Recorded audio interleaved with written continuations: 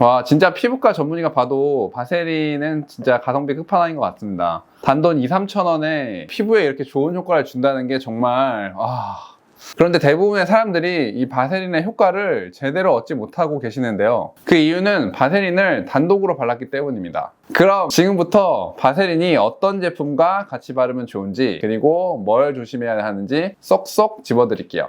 우리 피부가 주름이 생기는 이유는 피부에 수분이 부족해지고 그로 인해 피부 장벽이 무너져서 외부 자극에도 민감해지고 피부의 유연성과 탄력을 잃기 때문인데요. 예를 들어 가을이나 겨울처럼 건조할 때 입술이 유난히 잘 트고 단주름이 늘어나는 것을 볼 수가 있습니다. 피부의 주름을 막기 위해선 보습을 잘 해줘야 하는데 수분을 공급하고 수분의 증발을 차단해서 피부의 유연성을 유지하거나 회복시키고 균일하게 각질이 탈락되도록 유도해 매끈한 피부를 만드는 것입니다. 그래서 보습제의 종류로는 수분의 손실을 줄이기 위해 막을 형성하는 피막 형성제와 수분을 공급해주는 수분제로 나뉘는데요. 피막 형성제로는 바세린이나 기타 오일 제품들이 있고, 수분제로는 글리세린이 함유된 수분크림을 예로 들 수가 있습니다. 바세린 같은 피막 형성제는 요즘처럼 건조한 시기에 피부 안에 수분이 계속 머물게 하여 쪼그라들었던 피부가 팽팽해지고 실주름이나 잔주름들이 펴지게 됩니다. 그리고 피부과에서도 바세린을 무척이나 많이 사용을 하고 있는데요. 시술 후엔 피부가 일시적으로 민감해지고 건조해질 수 있는데 이때 바세린을 바르면 피부 진정과 보습에 큰 효과를 줍니다.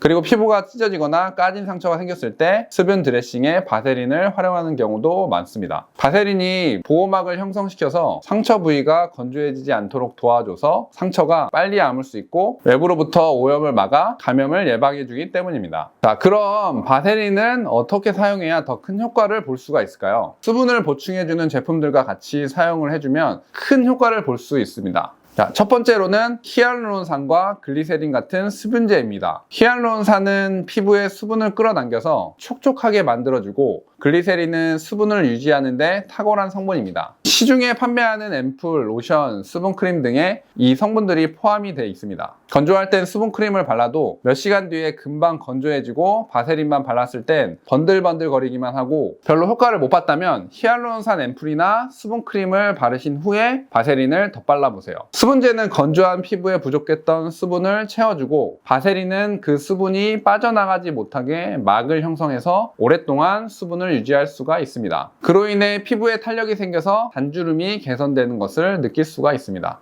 두 번째는 레티놀 성분의 제품입니다. 레티놀은 피부 재생을 촉진해서 주름을 개선하는 효과가 있는 성분인데요. 이때 바세린을 같이 사용하면 레티놀이 주는 자극을 줄여주면서 보습력을 유지할 수가 있습니다. 세 번째는 나이아시나마이드 성분의 제품입니다. 나이아시나마이드는 기름기 조절과 홍조 완화에 탁월하기 때문에 특히 지성 피부나 여드름 피부를 가진 사람들에게 필요한 성분입니다. 이 성분이 든 제품과 바세린을 함께 사용하면 피부의 유수분 균형을 잡아주고 피부톤 개선과 트러블 진정에 도움을 줍니다. 하지만 지성 피부나 여드름 피부의 경우 주의할 점이 있는데 이 내용은 뒤에 주의사항 부분에서 설명드릴게요.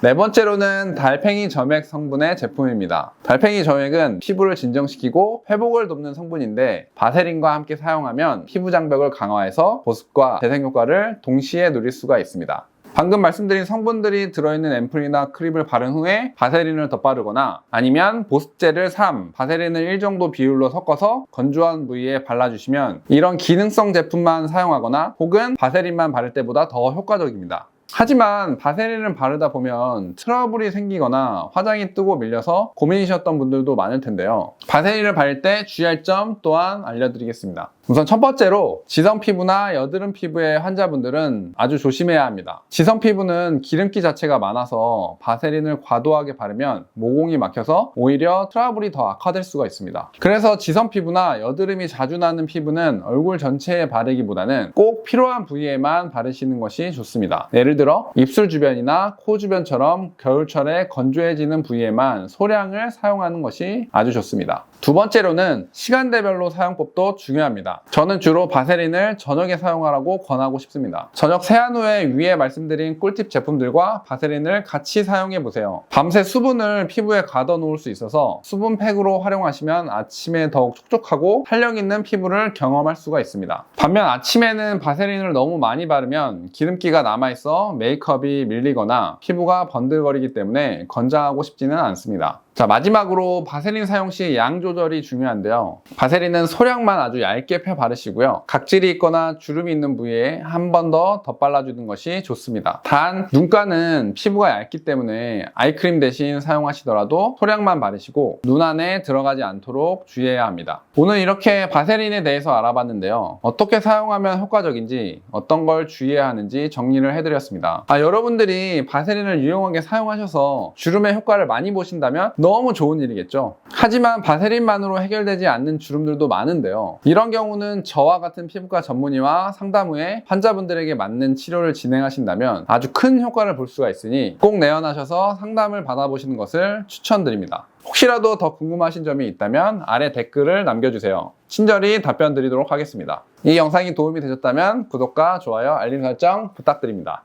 이상 피부과 전문의 송병환이었습니다. 감사합니다.